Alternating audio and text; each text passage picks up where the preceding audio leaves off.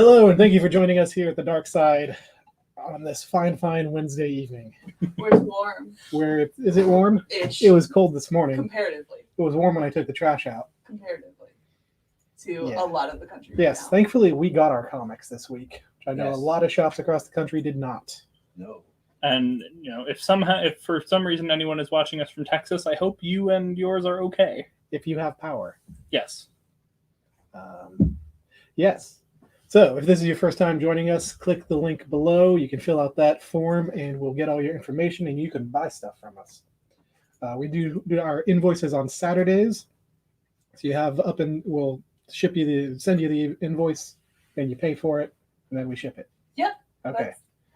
That's how commerce works.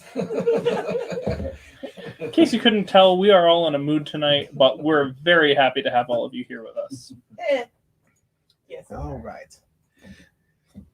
I'm Paul. This is Eric. Shall we get started? Indeed. All right. Starting off this week, new releases. We just thought we'd toss this one right up front, right up first here, because neither of us read it, but we know that everybody's excited for Ninja Turtles Last Ronin #2. Everyone's been waiting for it since, when was that first issue? December, November? I think it might have been earlier than that, but it was around there. It was years ago. We've got about a dozen of issue #2 left, and then we've got 2 copies of the second print of issue #1. So if you want to read the first issue, we've got a couple of those left. They are the second prints. From what I hear, people like it. So yeah, I know Aaron, who's one of our coworkers, has spoken highly of it. I mean, I like it. It's starring Ninja Turtle, who's not my favorite. My favorite. Well, I mean, Because he's wrong. a party dude. But Spoilers. but you see a different side to him, and what's really cool about this is that there's a lot of homages to the original. Like it goes back to the black and white. So there's a lot of Frank Miller homages. Yeah. Mm-hmm. All right. But yeah. Let's move on to a book that everybody read and everybody loved. Young Hellboy, #1. I love it. This was a great time. It felt to me very like Indiana Jonesy, As a good Hellboy adventure should. yeah, but like it was very fun. A lot of Hellboy can get kind of dark. And Yes, grim at times. it's on the adventure side of the Yeah. Hellboy stories. That's what I was trying to get at. Thank you. I thought it was really cool, and it's cool to see sort of a younger, less jaded Hellboy. Yeah, he's all bright-eyed and excited about everything. So this is pretty recently after. It's 1947, I think they said. That sounds right. Yeah. So it's like 3-4 years after he's born, so he's a teenager-ish. Mm-hmm. Maybe 10 or 11. Yeah. Like that. But it's fun. Him and Broom they're going to South America and their plane crashes. Yeah. Yeah. I don't think they said where in South America. It's just nebulously Yeah. South America, which I'm not always a fan of in stories, but I kind of get why maybe we would be playing on that kind of they show. are going to meet up with Professor Broom's colleague who discovered an Incan temple. So somewhere in the Incan Empire. Okay. I bet Nazis show up. Maybe. They're in Argentina. They're going to show up. At that point. The Okay. boys from Brazil. Yeah.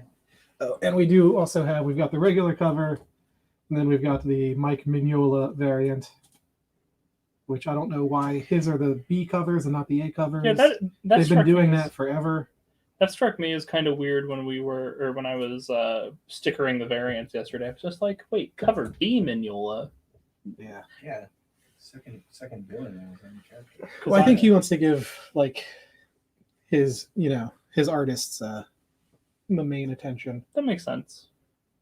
All right. It did strike me as odd though, but Yeah, this is a #1. This is a new ongoing series for Hellboy.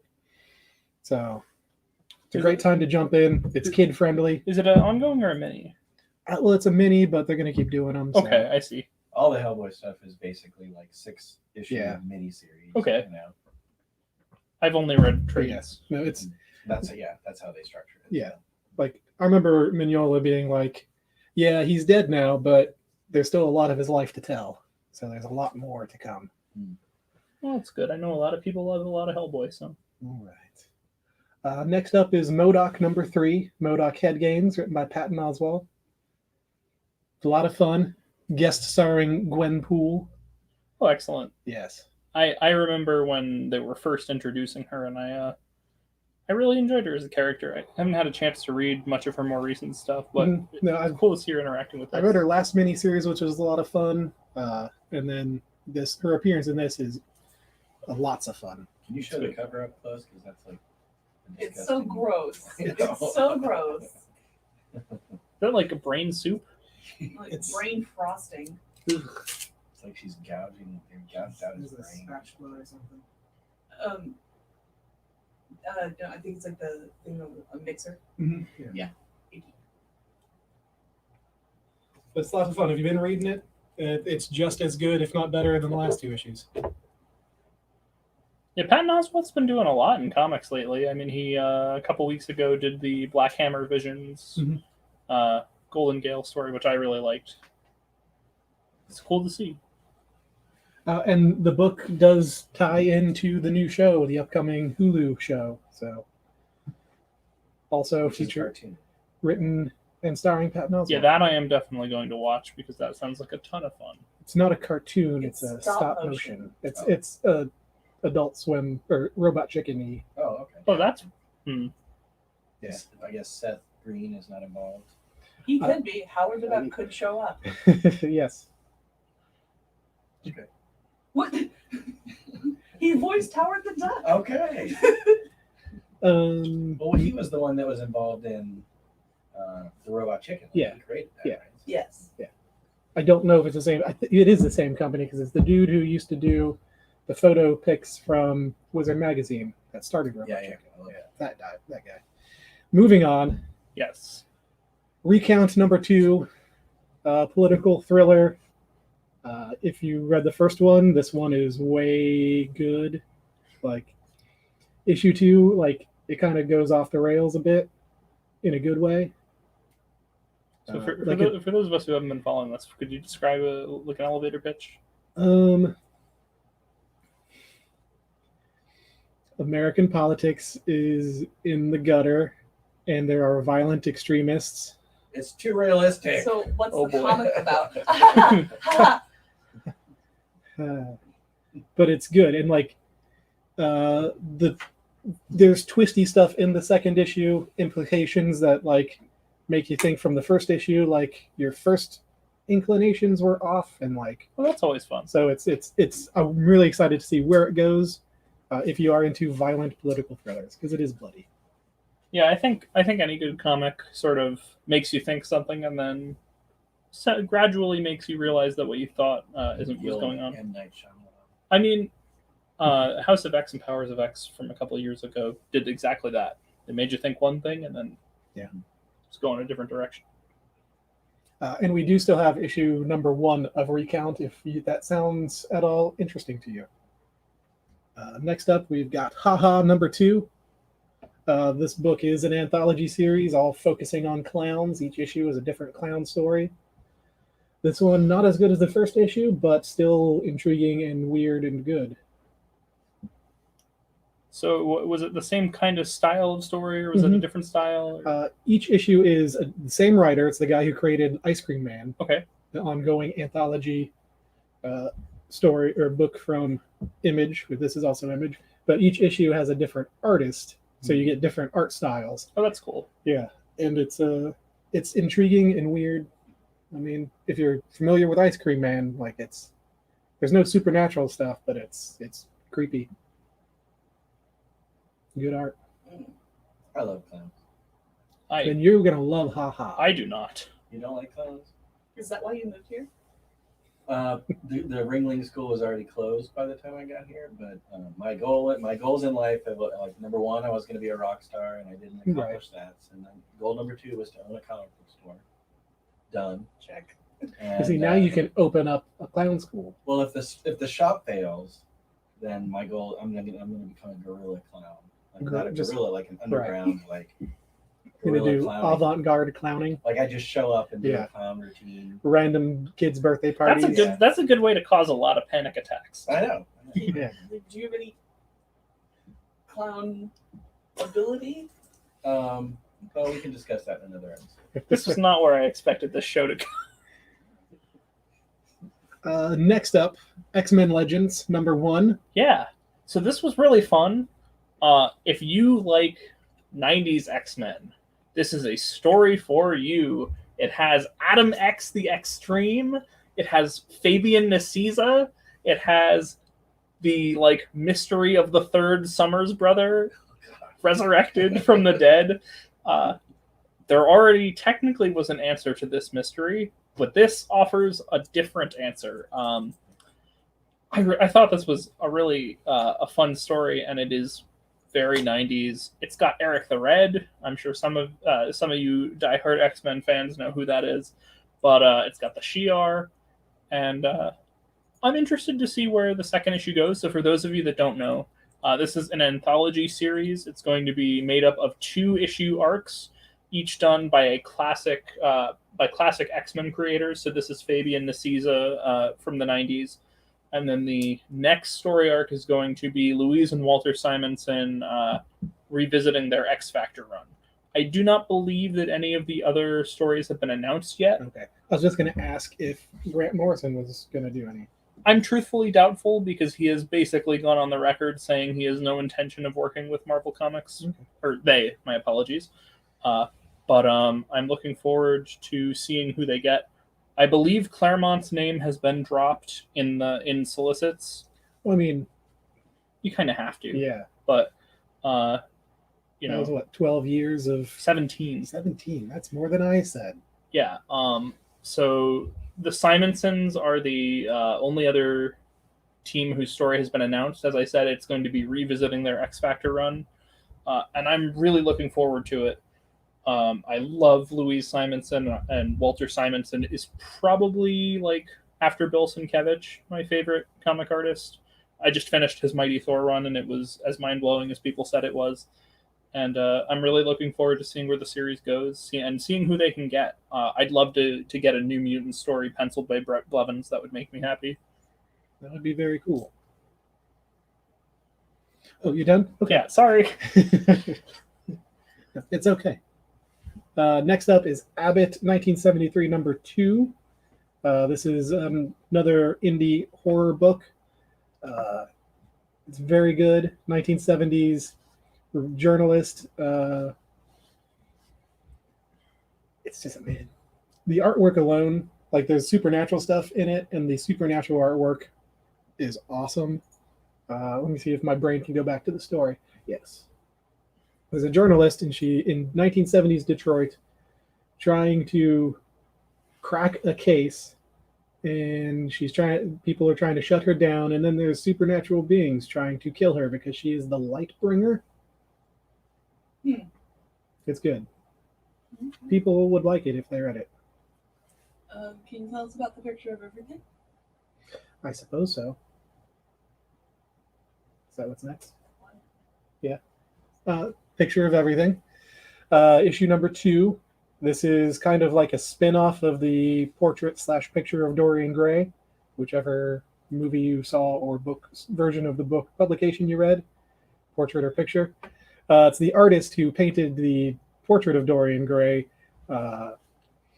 taking on an apprentice, teaching them the trades of painting real-life paintings that affect cool. People. I think I said people too many times. Yeah. And it's very literate. It's like reading an actual book. The dialogue is very full and rich. The artwork is lush. And it's a murder book. So you're into it. Yeah.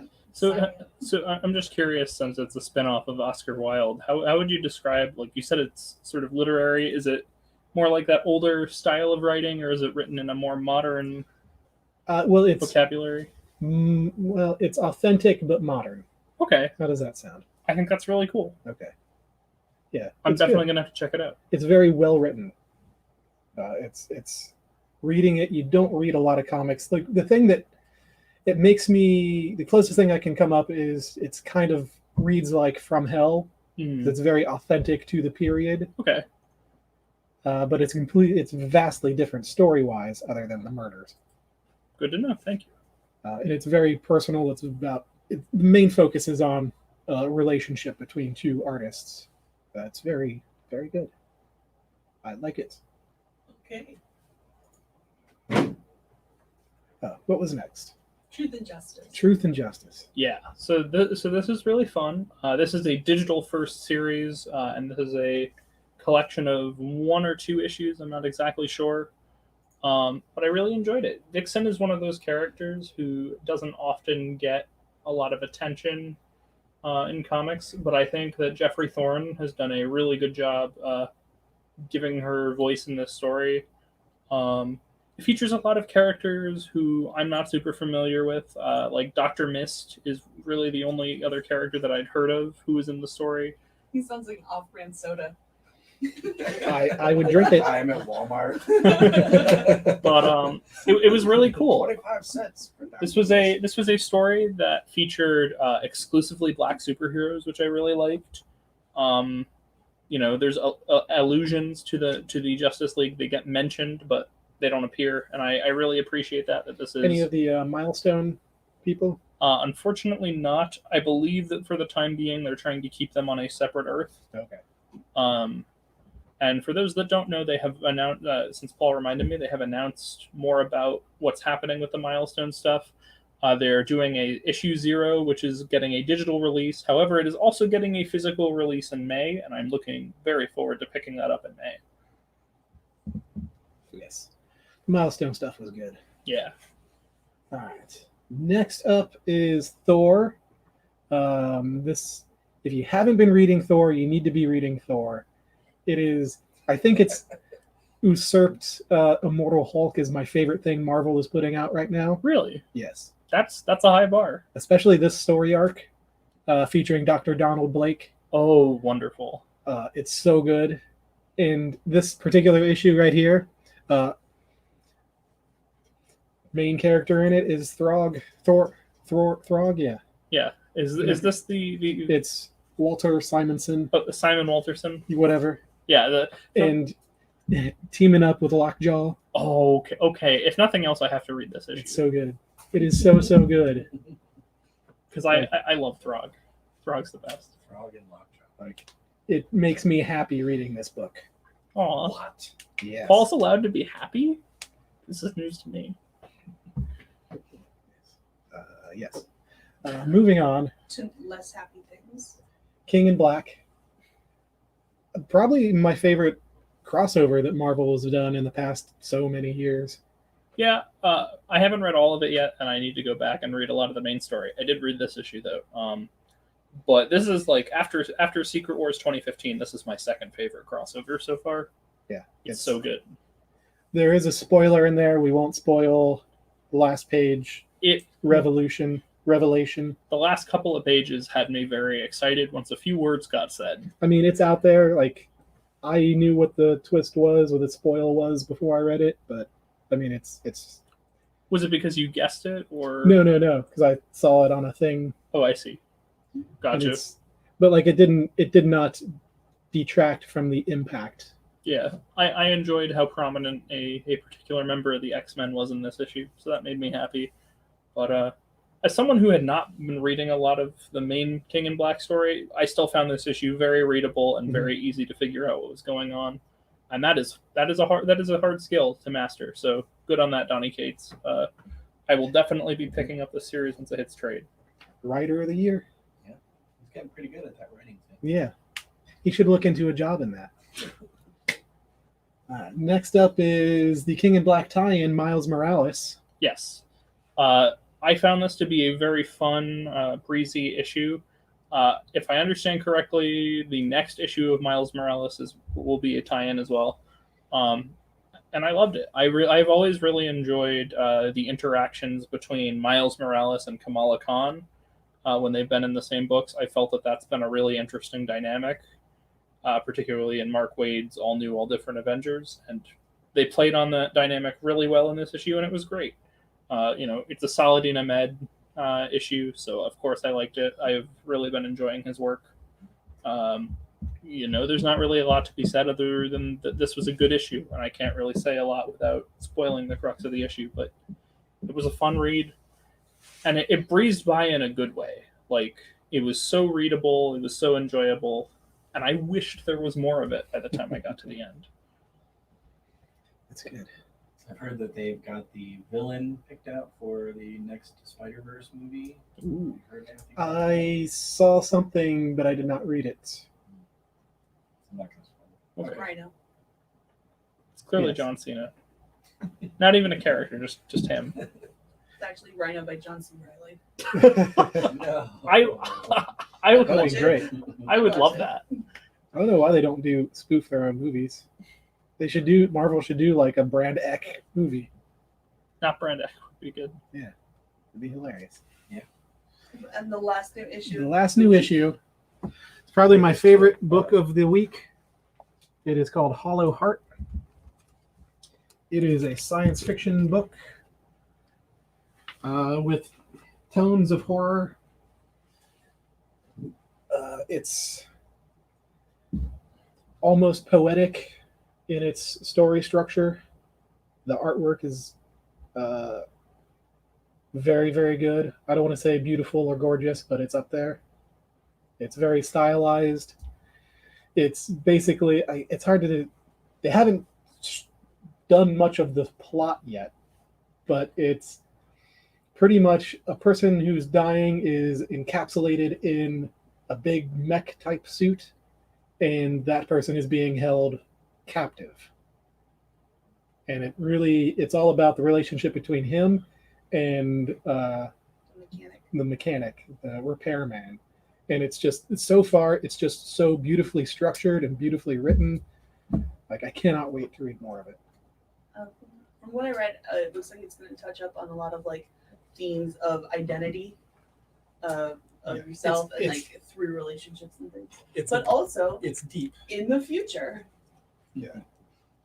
Okay, there's the main cover.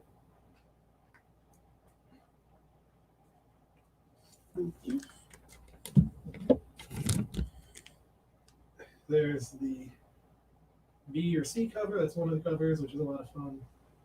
It's reminiscent of like a 70s comic cover.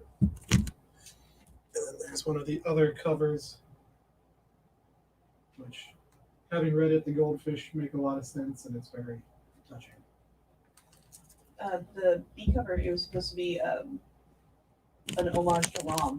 That The that makes first sense. Issue of Rom. Mm-hmm.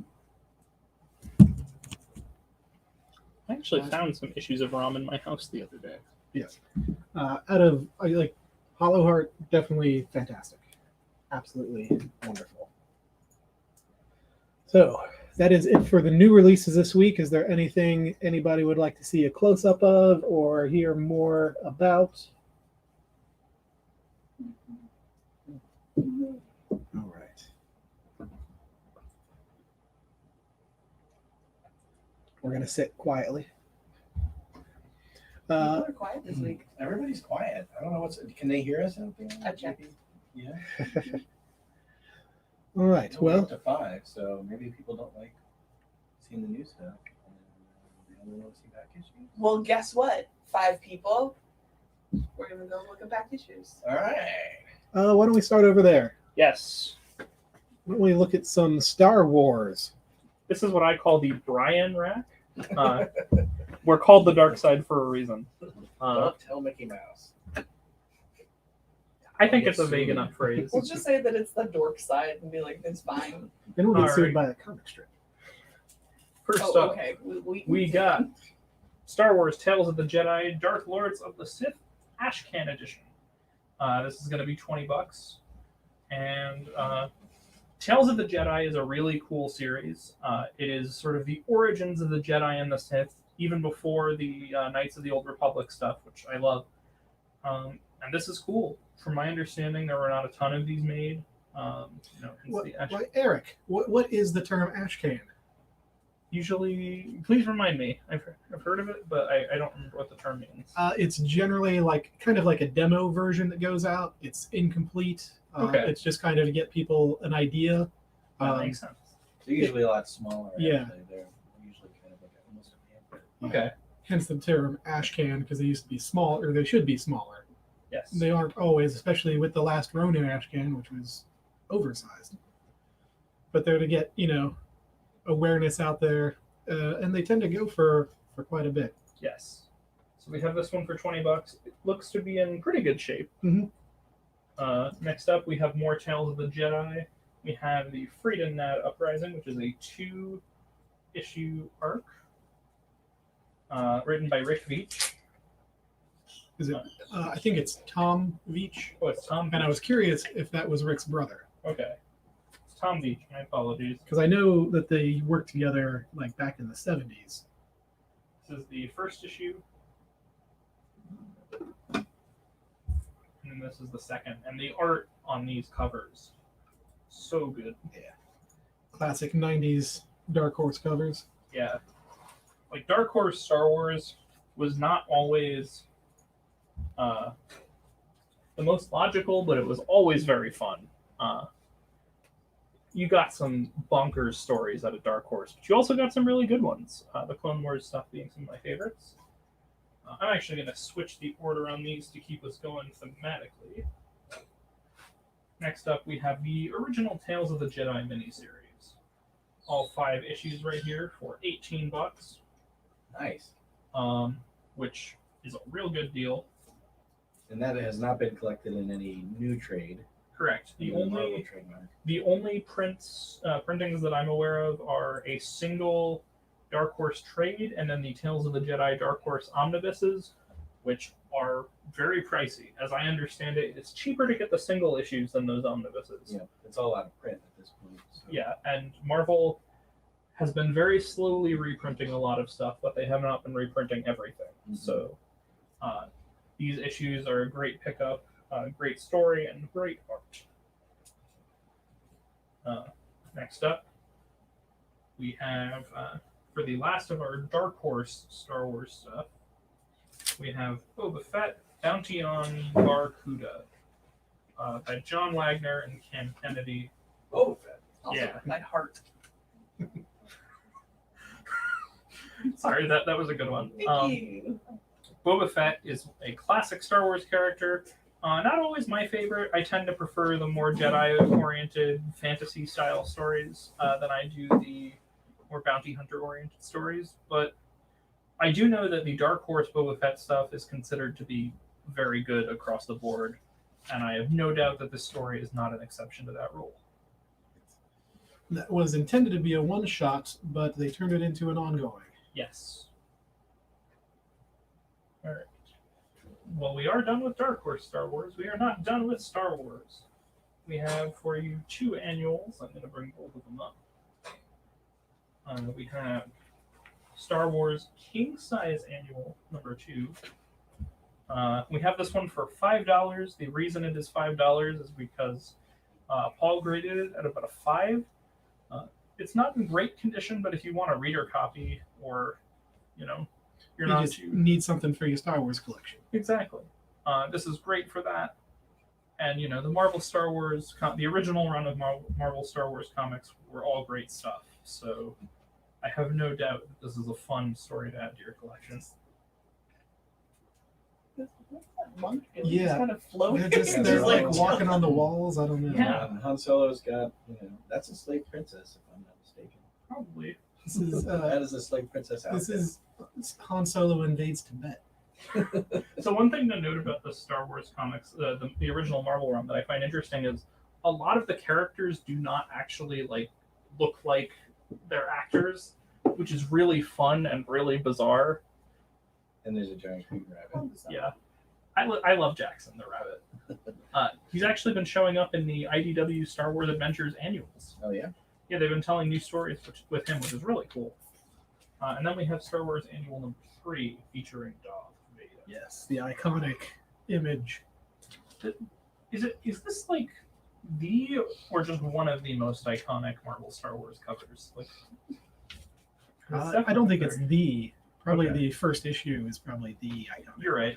But this is just definitely like up there. the Darth Vader and the Uncle Sam, I want you kind of position. No, it's like Do you want to try my Slurpee?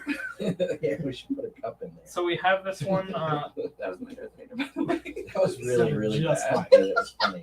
We have this one You for. sound just like Hayden Christensen. We have this one for $4, just like the other annual. It's not the greatest of shape. Paul graded this one at about a 4.5. But once again, if you're just looking for a reader copy or you're not too picky about condition, this is a great pickup because it'll cost you a lot more in better shape. All right.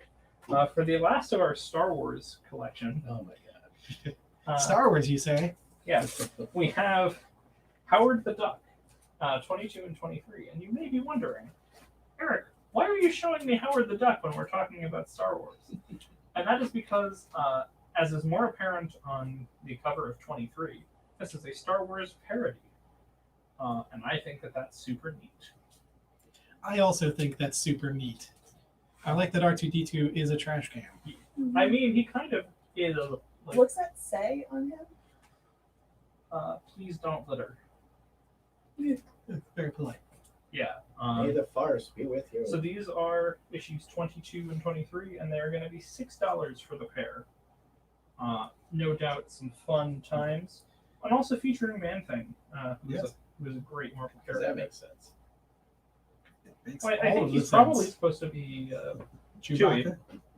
You have to say it, Chewbacca. Got to do it like Lando. okay. Chewbacca. The emphasis on the baka. All right. Next up, we have a issue with a close place in my heart. We have X-Men Volume 2, number 30, The Wedding of Scott Summers and Jean Grey. It is also notable because it has a sheet of Marvel trading cards in the back, which is kind of cool. But I think this is a really cool issue. A lot of wedding issues can fall a little flat sometimes. Who are those kids on the cover? Which kids? These? Yeah, Those are flowers. those are kids. I'm not sure. See, he wasn't even divorced from Madeline at that point. Ooh. Yeah. But she was dead, wasn't she? Were they in Utah? Maybe. That's Franklin Richards and Rachel Summers. Oh yeah, that makes sense. Yeah. But yeah, Mm. I believe it. I believe it. Is that Anthony who said that, or did No, or that was you? me. Okay, sorry. Those are pros, He just make stuff usually- up. Nobody's talking to us. Oh. Yeah, we've not had This any This show comments. is just for us. Oh, it really is. But somebody will watch it in the future. But yeah, Judge human civilization. I really enjoy this particular issue because they found a way to make Wolverine a huge part of it without it making it about him. It's framed by 2 letters from Wolverine, and I think that that's a really cool narrative device. And it's just a really sweet issue. This is a relationship in comics that has a very bad reputation, but I do think this is a period in time where it was very well written and very endearing. Good issue. All right. Next up, we have one of the more interesting comics. We have, The sequel to the Pope John Paul. yeah. I think this came out first, actually. If you enjoyed Pope John Paul, you will definitely enjoy Francis, Brother of the Universe. His complete life story. I did not realize that we were selling medieval sources. So instead, Well, I believe he's a practitioner of the Force. I believe it. So instead of comics, now we're selling. God, what's the word for or hagiographies? Inside, on the first page, there is a stamp from the Franciscans. Yes, So if you need to contact them, their address, their Cincinnati address, is in there. and it's also done by John Buscema. Really? Yeah, Are we featuring this because it's Ash Wednesday? Is it? Yes. Yes. That's exactly why. Mm-hmm. yeah, that's I totally. Everything we planned do that. is intentional. We are the most deliberate. I take my religion seriously. Is it your religion? I don't know. All right. I'll pick it out later. Next up, we have a story that I really enjoy. This is just imagine Stan Lee creating the DC universe, specifically Robin. So this is Stan Lee and John Byrne. This is a series that is wacky. It is bizarre. Mhm. I do not always know where Stan Lee came up with his ideas, and that's why I love it. It is so ridiculous in the best ways possible. I think this is one of the darker issues, actually. Like Robin does not have a happy backstory in this particular As universe. opposed to his parents dying in a circus accident or Yeah, His but normal backstory is hilarious. But they don't play it off as seriously all the time as they do in this. I do want to point out that Stan Lee's Batman also makes an appearance in there, Yes. Oh, neat. which I think that was the only one I bought at the time. I mean, it's just weird because he looks so brooding, and Yeah. yet the font looks like it was from bone. Yeah. But yeah, it's a fun series. I have all the trades at home.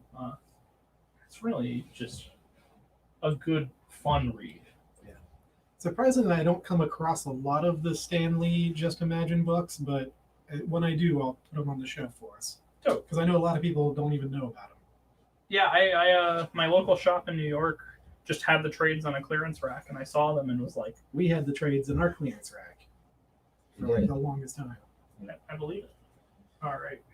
Speaking of things that Chromium. I like, and things that Brian likes. So this is Chromium cover of Hawkman #1 by John Ostrander. Nice and shiny. Ooh, I did not realize that this was Jan Duursma. She's great. This is like a fun little surprise. I particularly love her Star Wars work. So actually, weirdly, this is the Star Wars Legacy creative team on this book. Yeah. Which I was not This is expecting. all themed. Yes, it's all planned, Eric. Couldn't we Yeah. just go over that?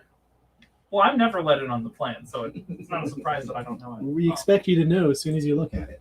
But yeah, That's why we hid the name under the slip there, so they would surprise you. Hawkman is a character that I love from JSA, and I love John Ostrander, and I love Jan Duursma, so this is awesome. We have each of these issues priced out at $4 a pop, so we got 2 of them if anyone wants them, and it's fun stuff. I'm excited for the guy that they cast as Hawkman. Who did they cast as Hawkman? Aldous Hodges. In what did they cast him as Hawkman? Rose just lit up. High five. In what did they cast him as Hawkman? I forget what it is. Okay. I forget what project it is, but Hawkman's in it. How do you spell his name? What? Aldous. Is this the JSA animated movie? Yeah. No, live action. Weird. Mhm. He's one of the dudes from the TV show Leverage. Mm. He was just in that one One Night in Miami. One Night in Miami.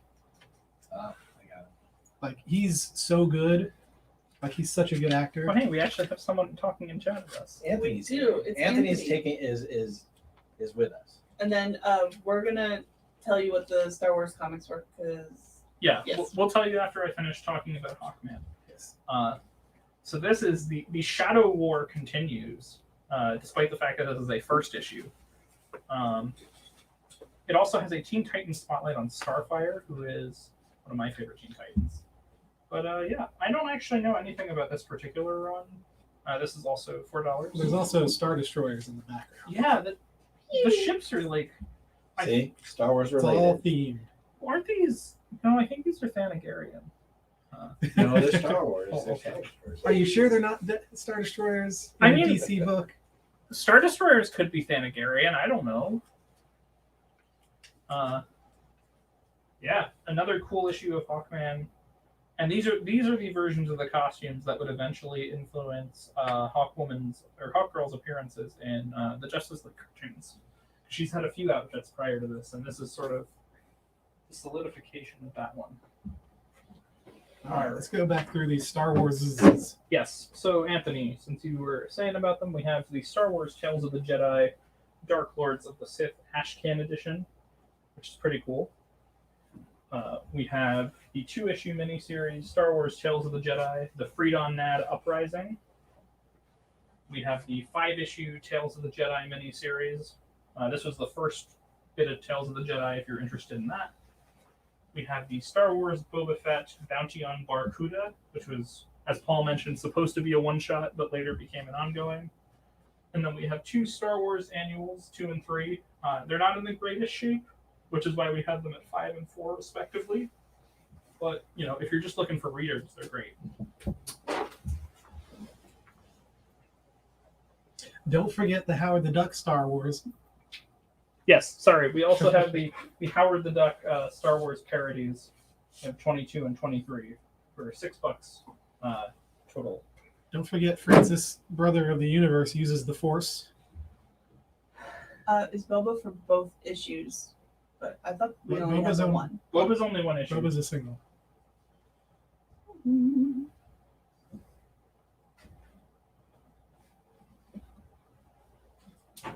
So, yes. He's confused.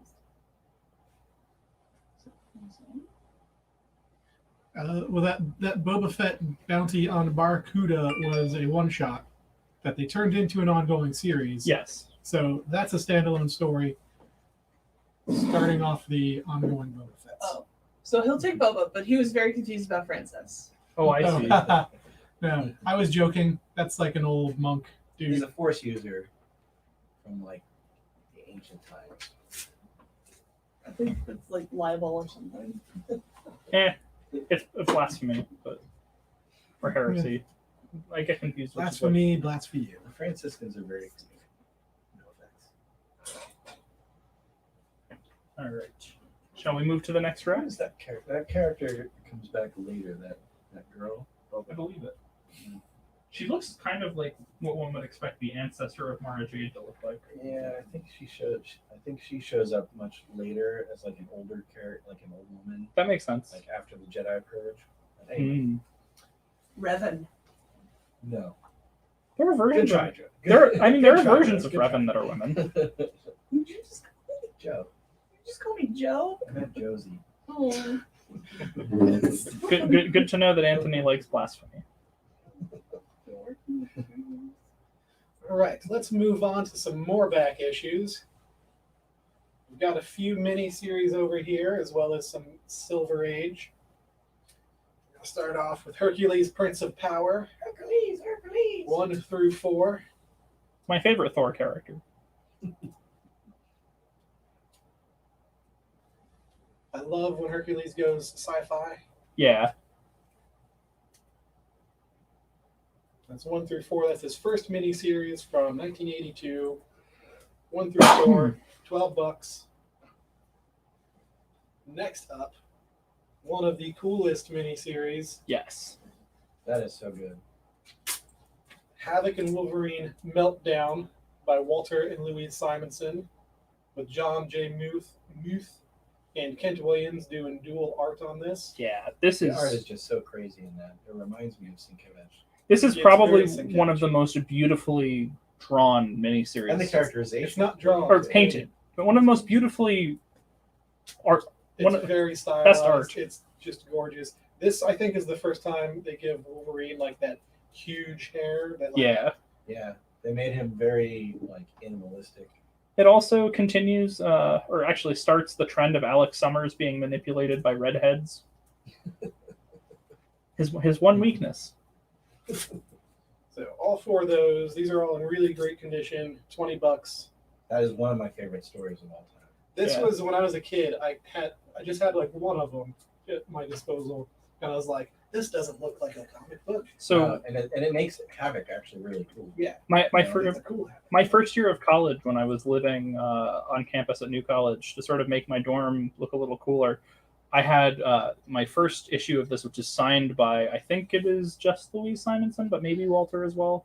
I had that above my bed as like a little poster. Right. Next up, Strange Tales featuring Warlock. This is the first appearance of Gamora, Hmm. second appearance of Pip, and third appearance of the Magus. I forgot about Pip. I've got this graded at about a 7. I probably grade it down because that's what I tend to do. It's a That's cool the first appearance of the Magus, you said? Third appearance of Third. the Magus. First First of Gamora. Oh, I see. and second of Pip. Which by her, what they mean by first appearance is I think she's in 5 panels. Yeah. But there's that, which is really awesome. And next up is the second appearance of Gamora in Strange Tales Warlock number 181.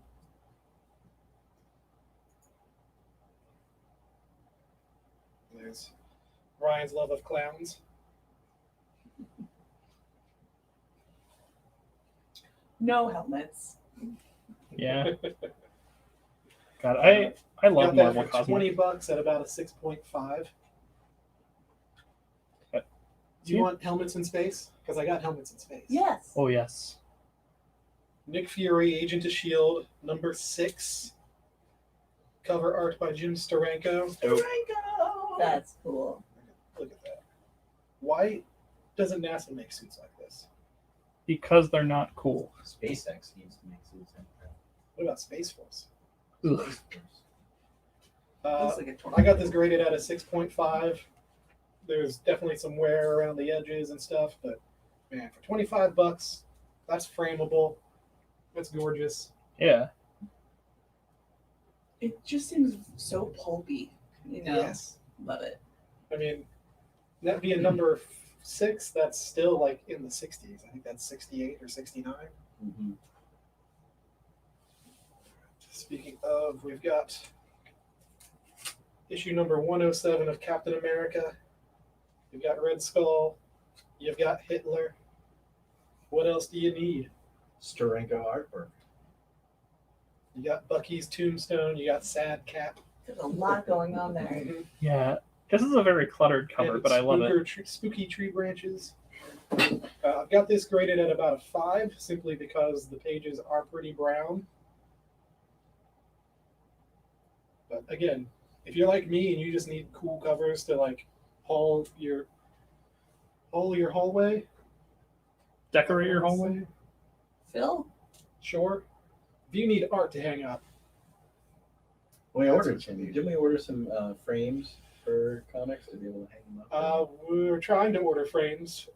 We probably won't be here till Aprilish, but they're UV protected, so they will keep your comics nice and safe from the sunlight. I'm very excited about it because I need a bunch of them. Yeah, I need to put my first appearance of Arcade in one of those. All right, next up, Thor number 254. You need to get this so that you can read the new Thor, because this has Dr. Donald Blake's origin story in it. This is like right before Simonson, right? I think this is like an issue or two before. So this is imperative if you are reading the modern Thor. It's so good. You guys need to read the new Thor. Okay. Pick them up. I will. Next up, some glorious shininess. Tales of the Witchblade Wizard 1/2 chromium in the gold foil. Sorry, I don't want to make anybody nauseous. You're blinding me with chrome. But if you are a Witchblade fan, you need this one. You got that at $15. And you also need Witchblade 1/2. Less chromium, but still shiny. I do miss Wizard Magazine and their promos. Is Top House still doing books? Kinda. Not really. They do more like publishing of like graphic novels than like ongoing issues. Talk about Seth Green. I had his series. It was called like Freshman or something like that. It was not great. That doesn't surprise me. It was basically The Boys, but in college. So it's the bros Yikes. or the lads. All right. Next up, Sandman number 2 in glorious condition. Wow. It is beautiful. It is stunning. Issue number 2 of one of the greatest ongoing mainstream comic books of all time. I think all those words made sense, right? No, it was good. Mm-hmm. It was very superlative. This features appearances by the DC characters Cain and Abel, who used to host some of the monster books, some of the suspense books. Yeah, they live in the House of Secrets. Yes. And we also have Sandman number 3, also in excellent condition. If I owned these, I would get them graded. This features an appearance from Constantine. Not his first appearance. Not his first appearance, but Yes. a appearance. I think And that's- an appearance. I think Sorry. that's definitely one of my favorite single issues of the series. I think it's really, really good. And the audio adaptation of it was really creepy. It was the one that was like a full cast. Yeah. I listened to that. It was really good. The way they did that particular issue, it was like I was listening to it at like 2 a.m, and I was not okay. That's not the diner one, is it? Is that issue 4? That's issue 4, I think. Okay. That one is like I haven't listened to the adaptation of that, and I am not ready for it. That's so good. All right, next up, we've got 3 issues of Hex, Jonah Hex in the future. Jonah Hex as Buck Rogers in a post-apocalyptic land. Robot dogs. DC does not know what to do with that character. They don't, but I love this. They did in like All Star Western, I think. Yeah, that was demonstrated. probably their best interpretation of the character. But With certainly Amadeus not the Arkham. movie. I'm not familiar with the writer of this, but the artwork is by my Ghost Rider man, Mark Texiera. Huh. I didn't know he did stuff other than Ghost Rider. Yeah, he did. So, yeah, Well, first 3 obviously. issues. I think this was only like a 17 or 20 issue run, but $8. I think the later half of the series features some Batman in the future. Dope. But yeah, I don't think I've ever seen this collected as a trade or in anything. So They don't collect a lot of old Jonah Hex as trades ever. I don't know why, because people really like him. Like I said, they don't know what to do with Yeah. the characters. So. again, the movie is one of those movies that there's probably a really good director's cut out there because it's only like 80 minutes long. I remember being so excited for it when it was like announced because I love Jonah Hex, and then It's a great cast. I never got a chance to actually go see it. And then when I heard it was bad, so I never got the DVD. All right. Is there anything anybody would like to see again? You guys should really be buying that Havoc and Wolverine because it's awesome. Yeah, it is probably one of my favorite Wolverine books. Like after the Claremont and Miller mini, it's probably my favorite thing with him in it. It really is fantastic. I think it's also very underappreciated. You know, it's been printed in a trade, but a lot of people don't know about it. All right. Let's move on All right. to a little Mignola love. Yeah. Mignola love. So first off, we got Cosmic Odyssey number 1 through 4 by Starlin and Mignola and Garzon and Olaf.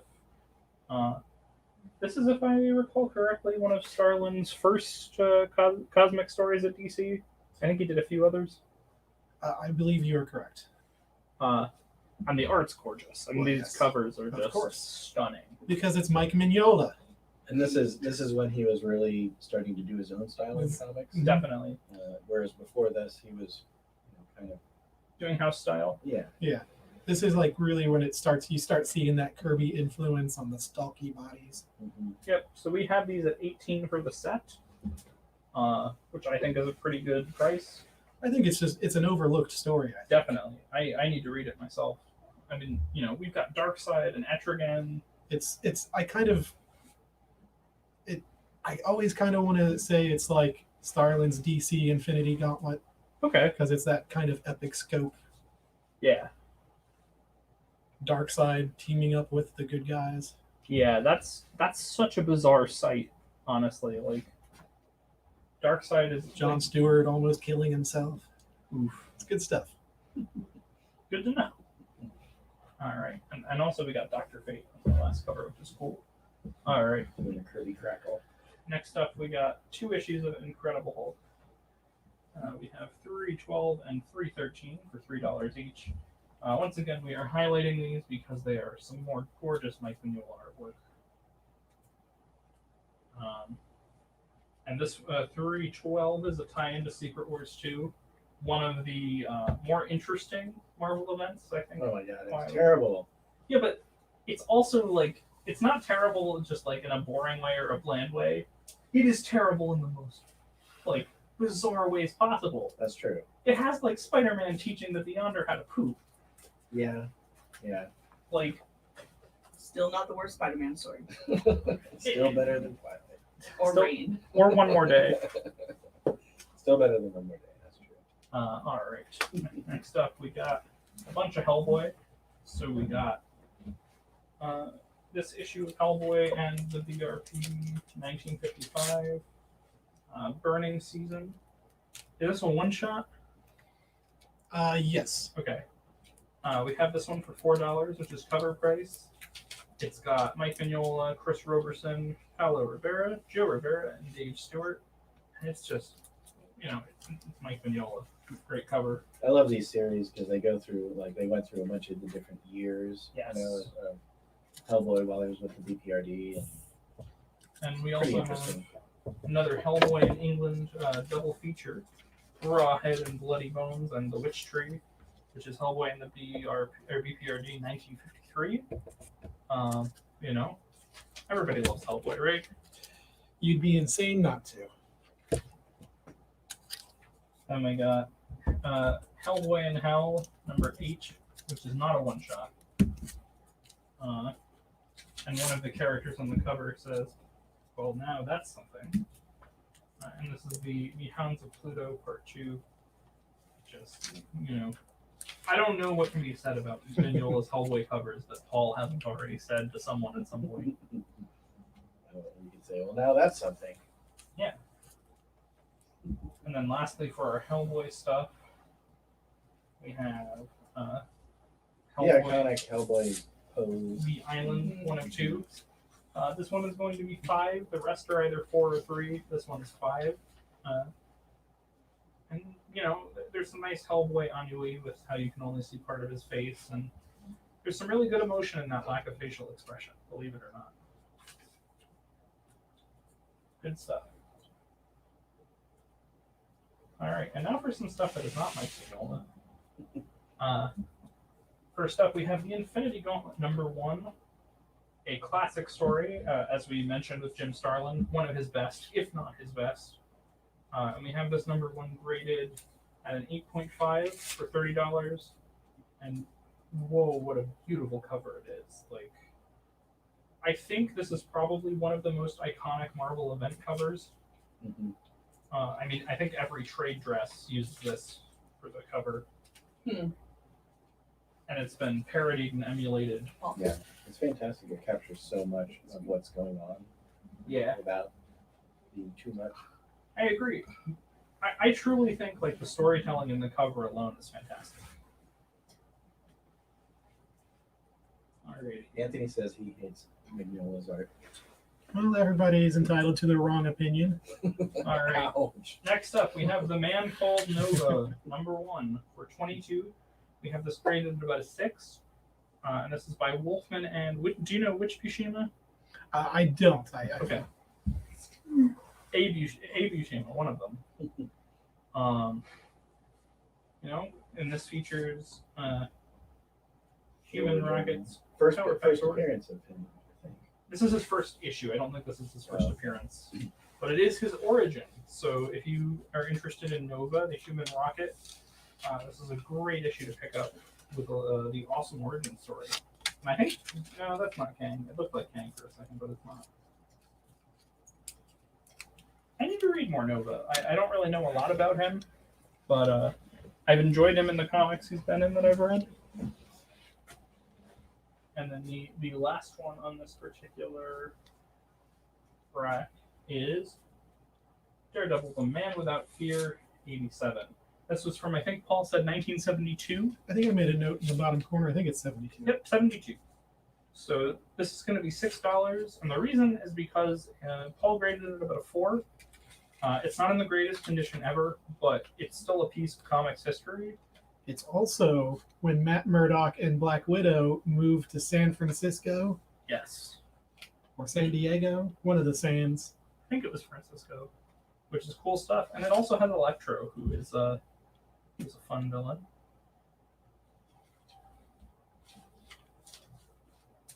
Get back, you fools. If you so much as touch Electro, you die.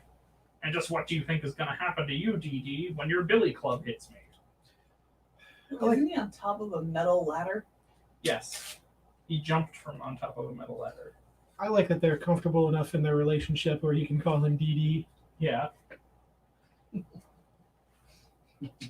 I mean, a lot of villains call him Dee Dee, don't they? Double dork. Double Dare 2000. All right. Anybody want to see anything else from that rack? So, All of the beautiful Mignola artwork. so Nova, like that is the first appearance of that incarnation Oh, I see. of the character. Like there were some prototypical versions before that, but Okay. he really was not that character until Very fair. that issue. So I was right. Which Nova is that? That's Richard Rider. Okay. Okay. So the good one. I like Sam. Sam's You good. would. I'm sorry that I like young superheroes. I am the youthful exuberance of the show. That is true. Unlike Paul, who is the grumpy one. Yes. All that exuberance.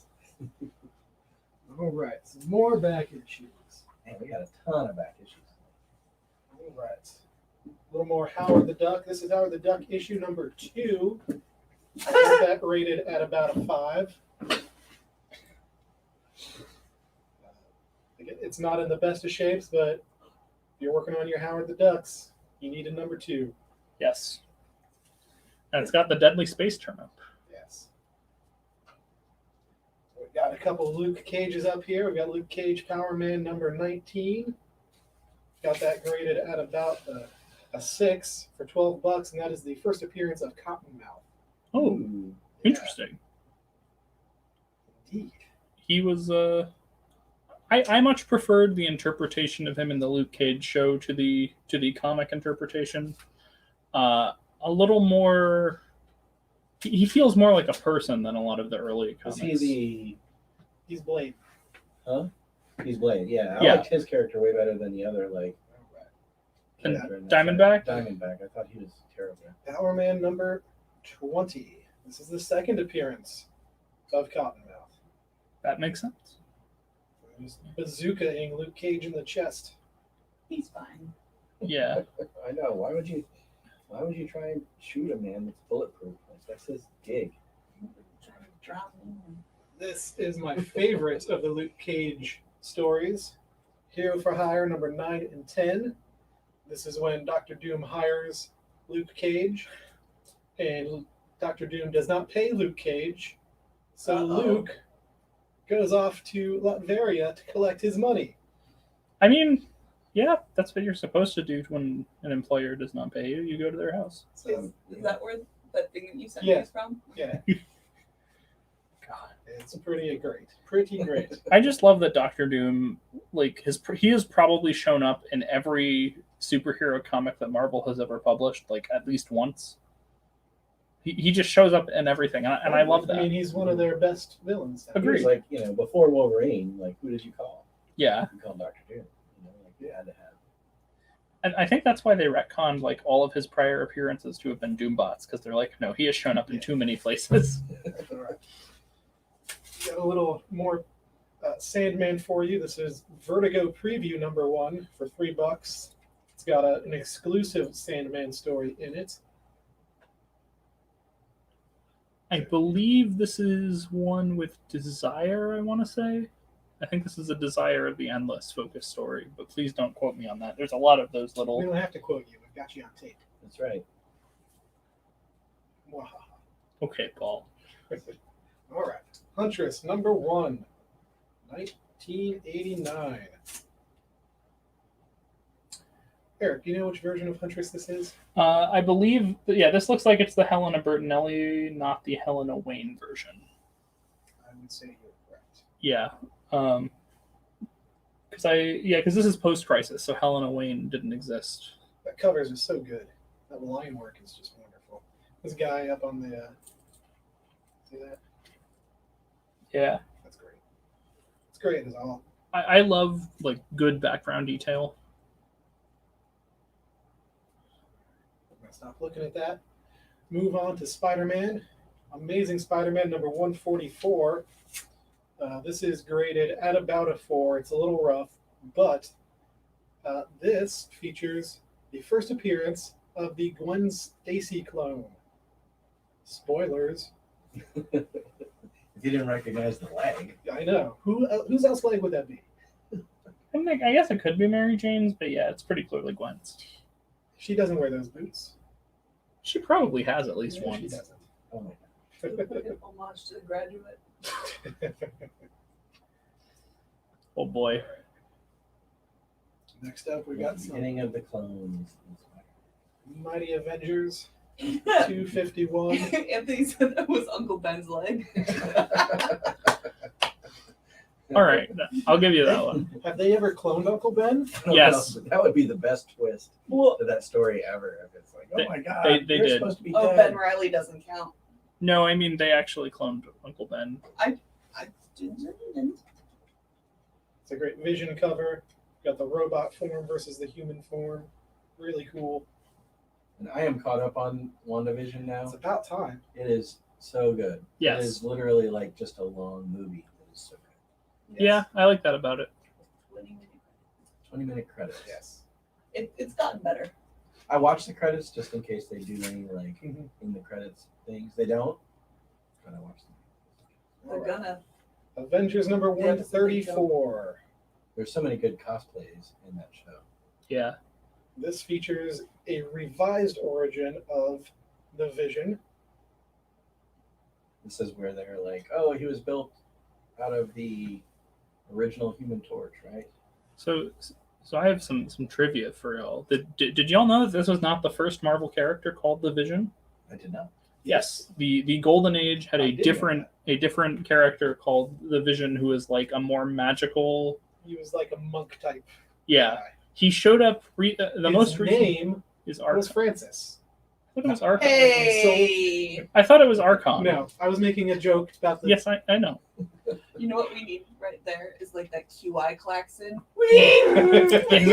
His most recent appearance was in like a weird Invaders series that like Dynamite co-published because that was the only way they could get Alex Ross. All right. Avengers 234, Seasons of the Witch. This issue features Scarlet Witch and Quicksilver's origin. Huh? That's dope. I did not know that. Oh, those are some timely choices you have there, Paul. It's almost like I planned things. Some timely choices from Timely Comics.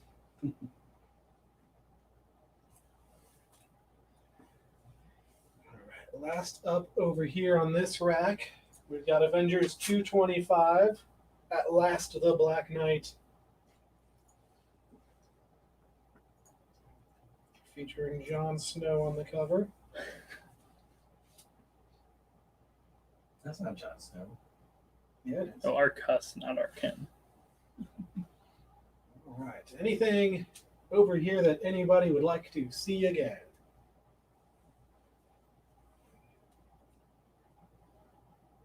So is that At Last the Black Knight? Like what? Yeah. Why At Last? I believe that is when he joins the Avengers. Yes. God,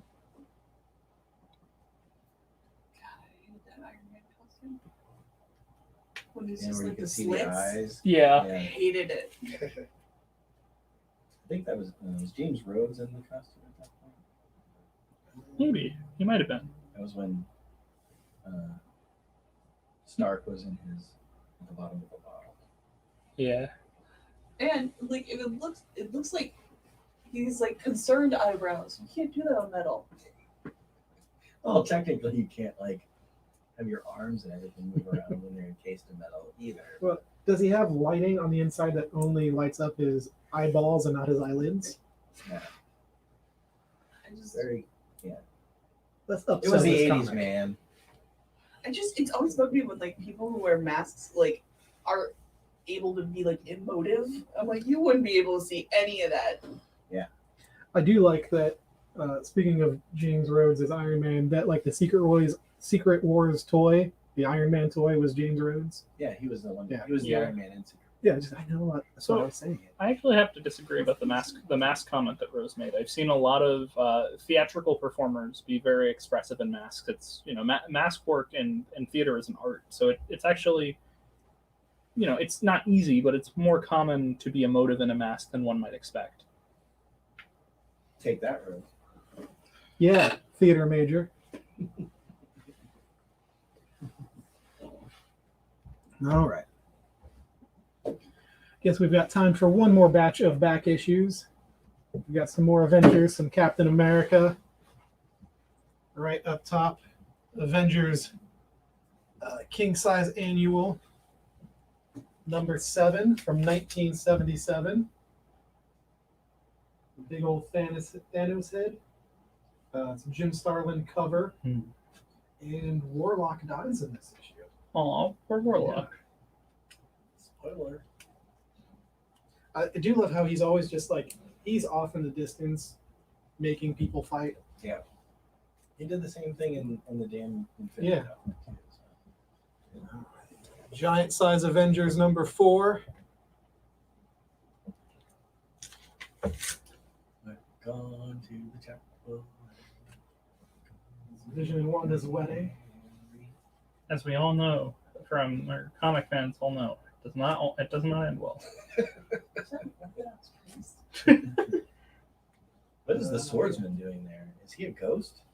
No, I think was that when Swordsman was on the Avengers? Because I know he was I think for a he was while. on the dead at Avengers. that point. That Like, he could died be. pretty early on, like after joining the Avengers. Jacques Duquesne. Yes. He had a surprisingly large role in like Avengers recently, like in Empire and the lead up to that. Jason Aaron must really like him. I actually had these backwards because this is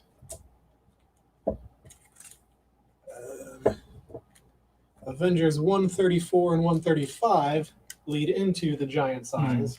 So we've got 134 where we've got, we already had this, didn't we? Yeah.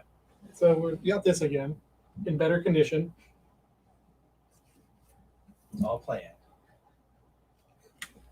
So that one's $15 because it's in much better shape than the previous one.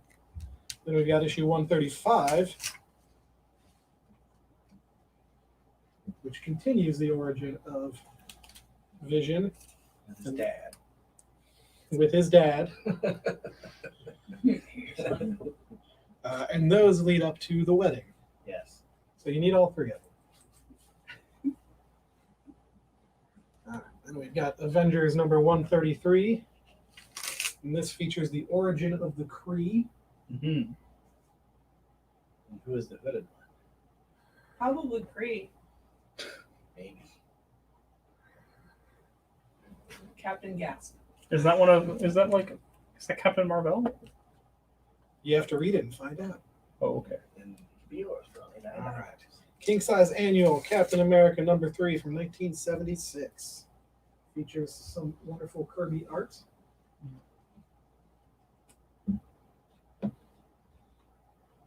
It's a crazy cover, man. Yeah. All over the place. Is that Frankenstein? I believe those are AIM agents, possibly, yeah, that or makes robots. Hmm.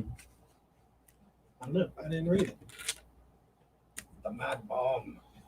Captain America number 193. Another Kirby cover. This is a, When Brubaker was doing Captain America, he kept reaching back to this run of Captain America and kind of redoing the stories. this is like a weird concept. Yeah. I think it was who was it? I think it was like Reginald Hudlin who really loved it. He talked about it in a documentary. Mad Bomb comic. Yeah, because it was a history of superheroes, and he was talking about Kirby's Captain America stuff, and he mentioned this story and how he enjoyed it. Mm-hmm. It's got that Kirby art. Yeah, It's coming right at you. 'cause it- Captain America and Falcon number 194. I really love how they've had the Falcon step into his own in the last couple of years. It's funny when you read these old stories. You know, the Falcon has like jive talking. You know, like inner city. Yeah, we know. I'm very glad that they've It's moved grown past already. that. Captain America and Falcon 195. What's all the heat under the collar, Cap? 1984. So the ambient empowerment scene. Yeah. Surprised Black Panther wasn't jive talking. He was a king of his own country. Well, I think they did it because he wasn't American. Captain America and Falcon 196. I'm a fan of this because it's a kill derby. Yeah. Yeah. That's when roller derbies were big. They still are. When they were bigger. When they had TV shows. Yeah. And movies. Did you ever see Rollerball? Rollerball? The Stephen Bean? That wasn't Stephen Bean. All right, next up, reaching back to the 70s. Doctor Strange number 173. This is a cool cover. This is pre Doctor Strange number 1 because this is Master of the Mystic Arts Doctor Strange. 12 cents. And is that Dormammu? I believe that is a ski mask. I was gonna say. Yes, it's Fiery ski mask. I've got that at $25 at a 6.5-ish. It is pretty awesome. And Doctor Strange number 2, Master of the Mystic Arts, not Master of the Mystic Arts Doctor Strange. yes. With his lesser well-known team, the Defenders. I've got that one at about $45 because that is in pretty stellar condition. And lastly, we've got the Defenders number 26. Guest starring the Guardians of the Galaxy. This, you know whose origin this features? That's the not Guardians true. of the Galaxy. Vance Astro. Vance Astro. I kind of said that, but I butchered it. I said like that. I don't remember what I said. I meant to say Vance Astro. What? So Oh. Vance Astro was one of the Young Avengers, I right? love the wings on my eyes there. Yeah. It's hard to get a wing eye like that. I'd like to see more of the original Guardians. I think I've read a little bit. Like they did a Guardians 3000 series a couple of years ago, and I had some of it on Comixology, and it was fun. Vance Astro is like encased in that suit. And, Yeah. And he's like super old at this point. He was dating somebody for a while. Maybe he was dating Gamora. I know. Yeah. And then like he's got some kind of psychic abilities or something, right? Yeah. And then like later on in the series he finds Captain America's shield Yep. and starts carrying that around. And they held on to that when they did the Guardians 3000 series. He had the shield. Because I was confused, like when they announced that book, because I didn't know about the original team. I was just like, "Who's this? And why does he have Captain America's shield?" That is pretty much it. I do have a couple other things if anybody would like to see. If anybody likes bows and arrows. Mm. Rose is saying yes, because she loves bows and arrows. Uh-oh. Is this I know what is this is. this Mike Grow or is this No, we did that last week. Oh, I see. We've got Hawkeye, 4-part miniseries. Did you read it? I pulled that so you can read that. I was working. Oh. Rose is busy.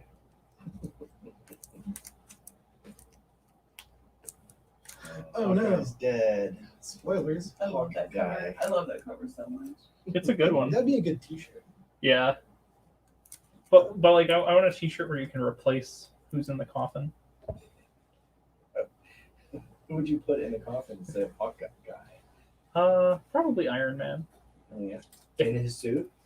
Yeah. I would like another year without Tony Stark. Just a nice bliss. Oh my gosh. Solo Avengers, Hawkeye. All 20 issues. Wow. How much we got that for? We have this for $50. All 20 issues. Dang.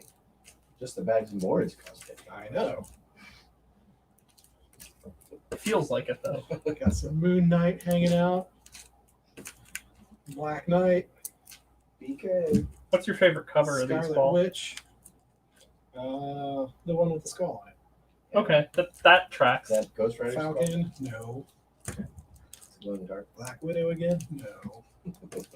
Well, now somebody needs to like. Dr. Pym? Do like a Photoshop of that with the skull making it Ghost Rider. Hellcat, I love me some Patsy.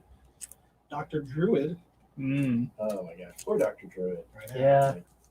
He must go through life just knowing that Hercules. he's a second-rate Doctor Strange. I really enjoyed his son in Secret Warriors. Abomination. Wonder Man, which I think might be in the show. Yeah, well, yeah, because his brainwaves were used to create vision. Well, like in the show, I think. In WandaVision? Yeah. Yeah, because his brainwaves were used to create vision. I mean, they didn't do that in the movies, as They far did as we not. know. They did But Moon Dragon. it was Vision, rumored. like I always wondered what his gem was, when he was in the comics, because they never really explained it. They were just like, Submariner. he can shoot like sun rays or something. Yeah, So I liked in the movies that they made it a Twister. gem. there are rumors that And Moon Dragon. I remember there were rumors that Wonder Man was going to be in Black Panther. Guardians, and then he wasn't. Guardians 2. And number 20 with Moon Dragon. I love Moon You Dragon. like Moon Dragon? Like they have never done anything really cool. Might Have argue you this not read? guy Have you from not doing read Abnett and Lanning's Guardians? I have not. All right. Oh, I read some of it. Yeah. because she's really good in that. If you series. just want the first issue, Yes. we're doing that at $8. If you just want to collect number ones, if you want the whole set, $50. Yeah, her and That's a good Phyla Bell have a really good relationship in Abnett and Lanning's Guardians. I love that book so Is much. she still Drax's daughter? Yes. Is that still like canon? She's still Heather, whatever. I don't remember what her last name is. Heather McDonald, maybe. I don't No, know. Heather McDonald was Well, she's chicks Vindicator. were the thing. I was like they created Moon Dragon, the Star Trek motion picture. Right. Okay. Well, Anthony, I'm really glad you decided to join us. Me too. Thank you for joining us, Anthony. Yeah, we do appreciate it. Thank you for joining us, Anthony, and anyone who's been lurking. This is the Anthony Show. Well, Anthony, don't forget to join us Saturday morning at 11 o'clock on the Comic Book Shopping Network. Indeed. Yeah, wake up on time this time. Yeah. We will have, we'll probably do some of these back issues again if you're having second thoughts. But we will be featuring a lot more stuff as well. Be punctual. Right. All right. Good night, everyone. Good night. Good night. Bye.